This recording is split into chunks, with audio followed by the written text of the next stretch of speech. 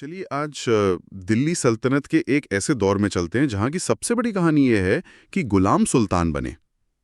हम बात कर रहे हैं मामलुक वंश की, जिसे हम सब गुलाम वंश के नाम से ज्यादा जानते हैं। बिल्कुल। ये 1206 से 1290 तक लगभग 84 सालों का एक ऐसा दौर था जिसने उत्तरी भारत में तुर्की शासन की सिर्फ नींव नहीं रखी, बल्कि उसका पूरा ढांचा तैयार किया। और इसकी कहानी में ड्रामा, राजनीति और सत्ता का ऐसा खेल है जो किसी भी थ्रिलर से कम नहीं। कहानी शुरू होती है मोहम्मद गोरी के उन तुर्की गुलामों से जिन्होंने सिर्फ वफादारी नहीं दिखाई बल्कि एक पूरा साम्राज्य खड़ा कर दिया। तो आज हमारा मकसद इसी उतार चढ़ाव को समझना है। ये सिर्फ राजाओं के नाम और तारीखें नहीं है।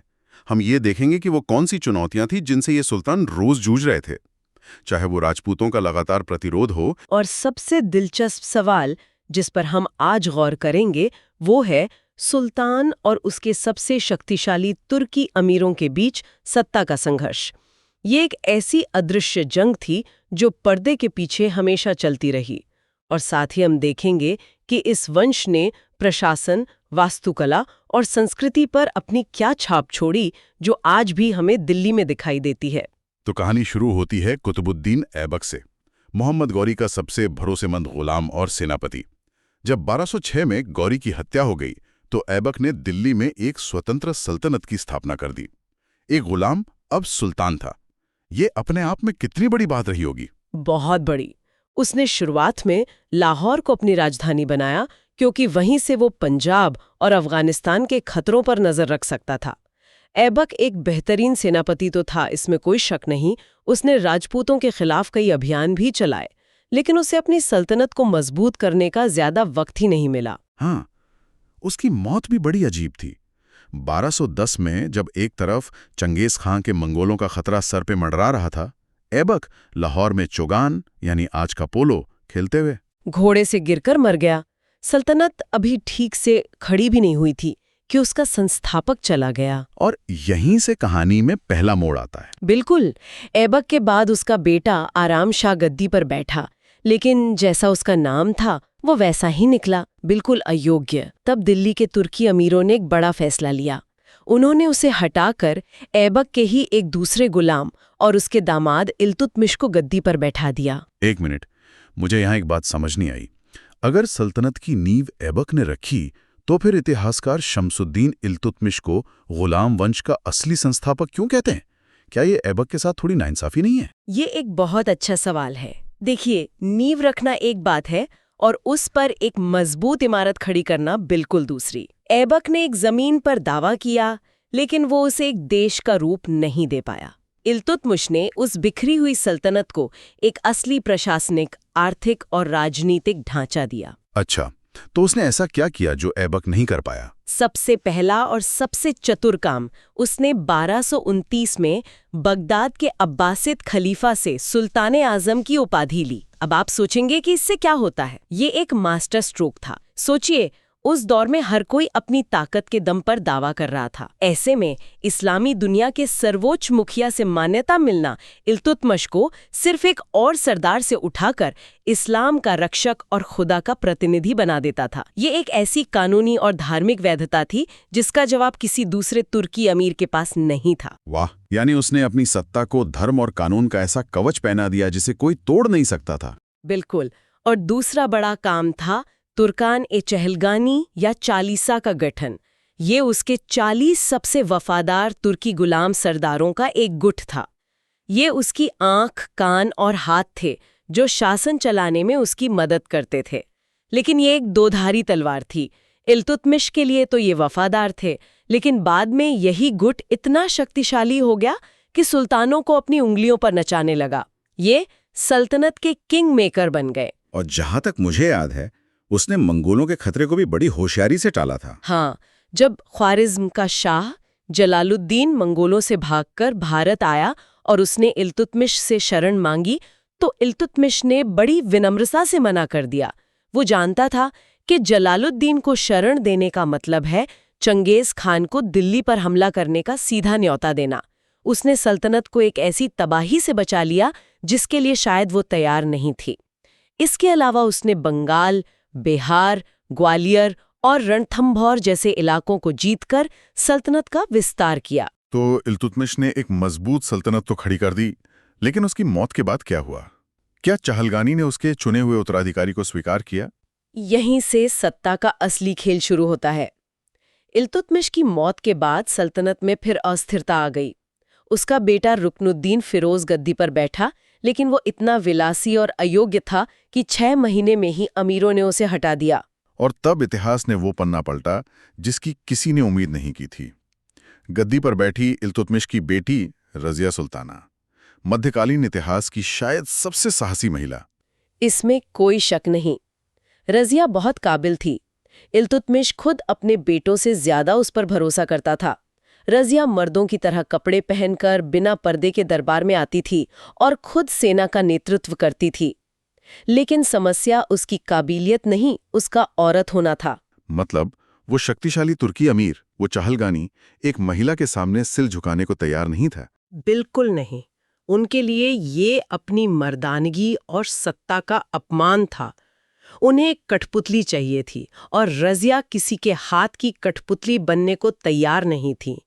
जब रजिया ने एक अबिसीनियाई गुलाम जलालुद्दीन याकुत को ऊंचा पद दिया तो इन तुर्की अमीरों को बहाना मिल गया। उन्होंने इसे तुर्की शान के खिलाफ बताकर विद्रोह कर दिया। तो ये सिर्फ याकूत का मुद्दा नहीं था, बल्कि रजिया की आजाद सोच और उसकी फैसलों पर हमला था। सही पकड़ा आपने। वो रजिया को नियंत्रित करना चाहते थे। आखिर में एक विद्रोह में उसे गद्दी से हटा दिया गया और कुछ समय बाद उसकी हत्या कर दी गई। रजिया उस शतरंज की बाजी का पहला बड़ा शिकार बनी जो सुल्तान और चहलगानी के बीच चल रही थी। रजिया के बाद तो चहलगानी की ताकत और बढ़ गई होगी। बहुत ज्यादा। उसके बाद के 2 सुल्तान, मोइजुद्दीन बहराम शाह और अलाउद्दीन मसूद शाह, तो नाम के सुल्तान थे। वो पूरी तरह चहलगानी के हाथों की कठपुतली थे। इस दौरान मंगोलों के हमले भी बढ़े और सल्तनत की हालत बहुत खराब हो गई। तो इस अराजकता से सल्तनत को बाहर किसने निकाला? यहाँ कहानी में एक और दिलचस्प किरदार आता है, नासिरुद्दीन महमूद, जो इल्तुतमिश का पोता था। 1246 में वो सुल्तान बना। कहते हैं कि वो बहुत सीधा साधा और धार्मिक इंसान था। अपना ज्यादातर समय कुरान की नकलें लिखने और इबादत में गुजारता था। मतलब एक और कमजोर सुल्तान। कागज पर हाँ, लेकिन असल में नहीं, क्योंकि असली ताकत उसके ससुर और प्रधानमंत्री गियासुद्दीन बलबन के हाथों में थी।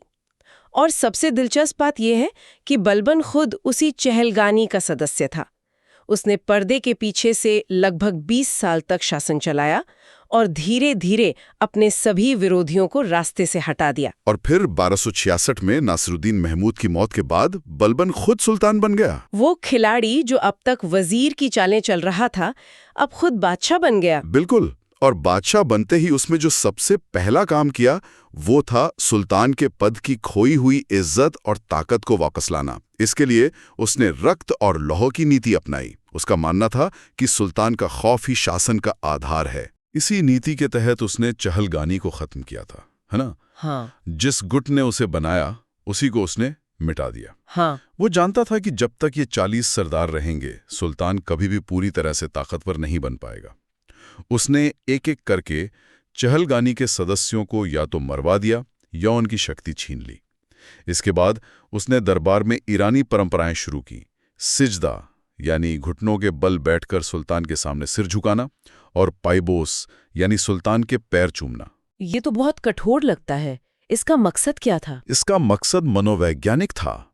बलबन अमीरों को यह दिखाना चाहता था कि सुल्तान कोई आम इंसान नहीं, बल्कि धरती पर ईश्वर की छाया यानी जिल्ले इलाही है।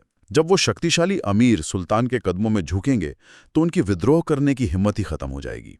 उसने एक बेहतरीन जासूसी प्रणाली, जिसे बरीद कहते थे, भी स्थापित की ताकि उसे अमीरों की हर साजिश की खबर मिलती रहे। तो बलबन ने इतनी मेहनत से जो लोहे का ढांचा खड़ा किया, क्या वो उसके जाने के बाद टिक सका? अक्सर ऐसे शक्तिशाली शासकों के बाद एक खालीपन आ जाता है। और वही हुआ। बलबन का बनाया सिस्टम सिर्फ बलबन ही चला सकता था। उसकी मौत के बाद ताश के पत्तों की तरह सब बिखरने लगा। उसका पोता मुइजुद्दीन कैकाबाद एक नौजवान और विलासी शासक था, जिसे कुछ ही सालों में जहर देके मार दिया गया। और अंतिम शासक उसका छोटा बेटा कयूमर्स तो बस कुछ महीने ही राज कर सका। जिसके बाद 1290 में एक नए सरदार जलालुद्दीन खिलजी ने सत्ता पर कब्जा कर लिया और इस तरह गुलाम वंश का अंत हो गया। हाँ, लेकिन इन 84 सालों में इस वंश ने एक ऐसी स्थायी विरासत छोड़ी जिस पर आगे की सल्तनत की इमारत खड़ी हुई। अगर हम प्रशासन की बात करें तो इल्तुतमिश की इक्ता प्रणाली एक बहुत बड़ा सुधार थी। अच्छा, ये इक्ता प्रणाली क्या थी और ये इतनी महत्वपूर्ण क्यों थी? ये एक बहुत चालाक व्यवस्था थी। इसमें सुल्तान अपने सेनापतियों और अधिकारियों को नकद वेतन के जगह जमीन का एक टुकड़ा यानी इक्ता दे देता था। उस जमीन से राजस्व वसूलना और वहां कानून व्यवस्था बनाए रखना उसी अधिकारी की जिम्मेदारी होती थी। अपने खर्चे और सेना का रखरखाव करने के बाद जो पैसा बचता था वो शाही खजाने में जमा होता था। तो इसका मतलब सुल्तान को बिना खजाने पर सीधा बोझ डाले एक बड़ी सेना मिल जाती थी। बिल्कुल, लेकिन इसका एक साइड इफेक्ट भी था। धीरे धीरे ये इक्तादार अपने अपने इलाकों में छोटे मोटे राजा बन गए, जिससे भविष्य में केंद्र और राज्यों के बीच सत्ता का संघर्ष शुरू हो गया। इसके अलावा वजीर यानी वित्त, दीवाने अर्ज यानी सेना जैसे विभाग भी इसी दौर में स्थापित हुए। और हाँ, मुद्रा में भी बहुत बड़ा काम हुआ। इल्तुतमिश के सिक्के हैं ना, चांदी का टका और तांबे का जीतल। हाँ, उसने पहली बार सल्तनत के लिए एक मानक मुद्रा जारी की, शुद्ध चांदी का टका जिसका वजन लगभग 178 ग्रेन था, और तांबे का जीतल। ये सिक्के इतने अच्छे थे कि पूरे सल्तनत काल में चलते रहे। और वास्तुकला, दिल्ली तो आज भी उस दौर की इमारतों से भरी पड़ी है। सही कहा, इंडो इस्लामिक वास्तुकला की नींव इसी वंश ने रखी। कुतुबुद्दीन ऐबक ने दिल्ली की पहली मस्जिद कुव्वतुल इस्लाम बनवाई। इसकी खास बात यह है कि इसे बनाने में पहले से मौजूद 27 हिंदू और जैन मंदिरों के स्तंभों और सामग्री का इस्तेमाल किया गया था। और दुनिया भर में मशहूर कुतुब मीनार। बिल्कुल, जिसे ऐबक ने सूफी संत कुतुबुद्दीन बख्तियार काकी की याद में शुरू करवाया था, और बाद में इल्तुतमिश ने इसकी 3 और मंजिलें बनवाकर इसे पूरा किया। ये 72.5 मीटर ऊंची मीनार आज भी दिल्ली की पहचान है। इसके अलावा इल्तुतमिश का मकबरा, जिसमें पहली बार स्क्विंज आर्च का इस्तेमाल हुआ, और बलबन का मकबरा, जिसमें पहली बार असली मेहराब या ट्रू आर्च का इस्तेमाल हुआ, इस दौर की इंजीनियरिंग के बेहतरीन नमूने हैं। साहित्य के बारे में क्या उस दौर में कोई बड़ी किताबें भी लिखी गईं? फारसी भाषा दरबार की भाषा थी। मिनहाज उस सिराज की किताब तबकाते नासिरी इसी काल की सबसे महत्वपूर्ण ऐतिहासिक किताब है, जो नासिरुद्दीन महमूद को समर्पित है। और महान कवि और संगीतकार अमीर खुसरो के लंबे और शानदार करियर की शुरुआत भी इसी दौर में बलबन के दरबार से ही हुई थी। तो संक्षेप में कहें तो गुलाम वंश ने दिल्ली सल्तनत को एक राजनीतिक, प्रशासनिक और सांस्कृतिक पहचान दी, जिसने बाद के खिलजी और तुगलक राजवंशों के लिए एक मजबूत नींव का काम किया। तो गुलाम वंश की कहानी सिर्फ राजाओं और लड़ाइयों की नहीं है। ये शून्य से एक साम्राज्य बनाने की कहानी है, एक ऐसी बुनियाद रखने की कहानी है जिस पर अगली कई सदियों तक दिल्ली सल्तनत शान से खड़ी रही। बिल्कुल, इल्तुतमिश और बलबन जैसे शासकों ने न केवल साम्राज्य को भौगोलिक रूप से जोड़ा, बल्कि उसे एक संस्थागत रूप भी दिया। चाहे वो प्रशासन हो, मुद्रा हो या फिर वास्तुकला, उनकी बनाई व्यवस्थाएं बहुत लंबे समय तक कायम रहीं। कर समझते थे, जो सुल्तानों को बनाते और हटाते थे। आखिर में उन्हीं में से एक बलबन ने उस पूरे अभिजात वर्ग की शक्ति को हमेशा के लिए कुचल दिया। और ये हमें सत्ता की प्रकृति के बारे में सोचने पर मजबूर करता है कि सत्ता के शिखर पर पहुंचने के बाद उसे बनाए रखने के लिए अक्सर उसी सीढ़ी को तोड़ना पड़ता है जिस पर चढ़कर कोई ऊपर आया हो। बलबन ने ठीक यही किया। उसने ये साबित कर दिया कि सल्तनत में सिर्फ एक ही ताकत हो सकती है, और वो है सुल्तान।